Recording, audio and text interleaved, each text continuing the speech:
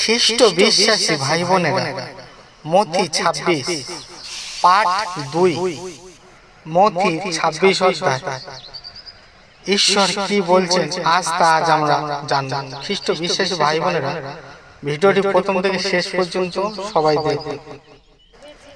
এরপর যিশু পানপাত্র নিয়ে ধন্যবাদ দিলেন আর পানপাত্রটি শিষ্যদের দিয়ে বললেন, তোমরা সকলে এর থেকে পান করো, কারণ এ আমার রক্ত, নতুন নিয়মে প্রতিষ্ঠিত হওয়ার রক্ত, যা বহু লোকের পাপ মোচনের জন্য পালিত হলো। আমি তোমাদের বলছি, এখন থেকে আমি এই দ্রাক্ষারস আর কখনো পান করব না, যে পর্যন্ত না আমার পিতার রাজ্যে তোমাদের সঙ্গে নতুন দ্রাক্ষারস পান করি। এরপর তারা একটি গান করতে করতে জৈতুন পর্বতমালায় চলে গেলেন। তারপর যিশু তাদের বললেন, আমার কারণে তোমরা আজ রাত্রেই বিশ্বাস হারিয়ে ফেলবে। আমি এই কথা বলছি কারণ শাস্ত্রে লেখা আছে, আমি মেষ পালককে আঘাত করব, তার মৃত্যু হওয়ার পর পালের মেষরা চারিদিকে ছড়িয়ে পড়বে। তারপর যিশু কি বলছেন, আমি পুনরুত্থিত হওয়ার পর তোমাদের আগে আগে গ্যালিলিও যাব। তারপর পিতর বললেন, আপনাকে সকলে বিশ্বাস হারিয়ে ফেলতে পারে, কিন্তু আমি কখনোই বিশ্বাস হারাবো না। তারপর যিশু বললেন, আমি সত্য বলছি, আজ রাত্রেই তুমি বলবে যে তুমি আমাকে চেনো না। ভোরে মোরগ ডাকার আগেই তুমি আমাকে 3 বার অস্বীকার করবে। কিন্তু পিতর তাকে বললেন, আমি আপনাকে চিনি না, এ কথা আমি কখনোই বলবো না। আপনার সঙ্গে আমি মরতেও প্রস্তুত। অন্য শিষ্যরা ও সকলেই একই কথা বলল। তারপর যিশু তাদের সঙ্গে গেতসিমানিয়া নামে একটা জায়গায় গিয়ে তার শিষ্যদের বললেন, আমি ওখানে গিয়ে যতক্ষণ প্রার্থনা করি তোমরা ওখানে গিয়ে বসে থাকো। তারপর তিনি পিতর ও সিবদিয়ের 2 ছেলেকে সঙ্গে নিয়ে চলতে থাকলেন।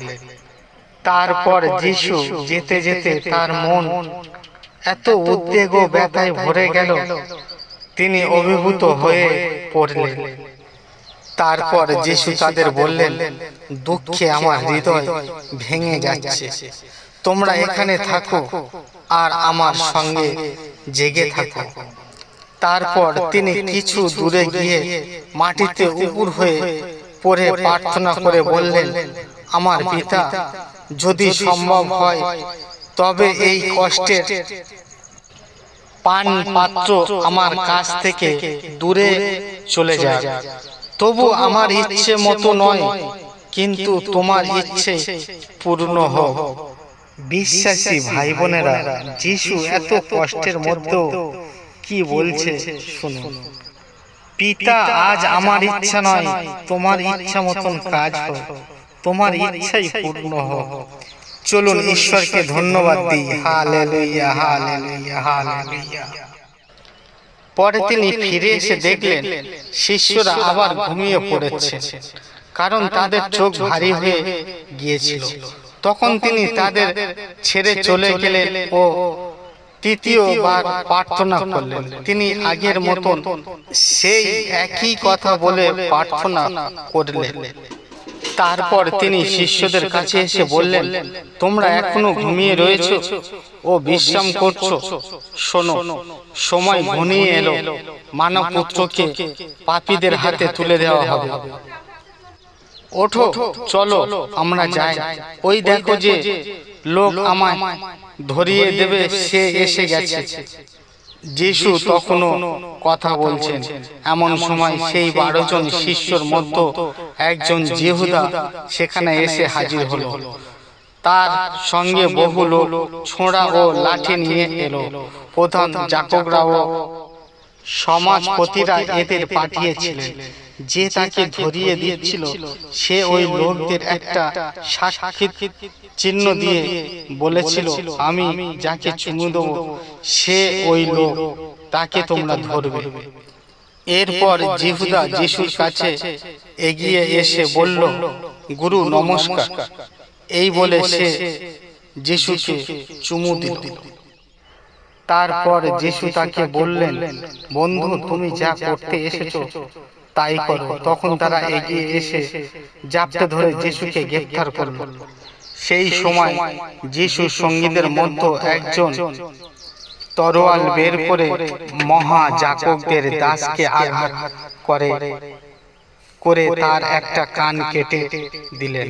তখন যিশু তাকে বললেন, তোমার তরোয়ালটি খাপে রাখো।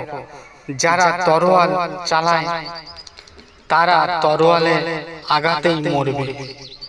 তোমরা কি ভাবো যে আমি আমার পিতার ঈশ্বরের কাছে চাইতে পারি না? চাইলে তিনি সঙ্গে সঙ্গে আমার জন্য 12টি বেশিও স্বর্গদূত বাহিনী পাঠিয়ে দেবে। কিন্তু তাই যদি হয় তাহলে শাস্ত্রে বাণী কিভাবে পূর্ণ হবে?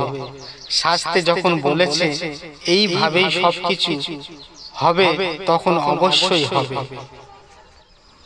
চলুন ঈশ্বরকে ধন্যবাদ দিই একটি সুন্দর সুসমাচার বাণী আমাদের উপহার দেওয়ার জন্য। সকল খ্রিস্ট বিশ্বাসী ভাই বোনেদের জয় যিশু, জয় যিশু, জয় যিশু।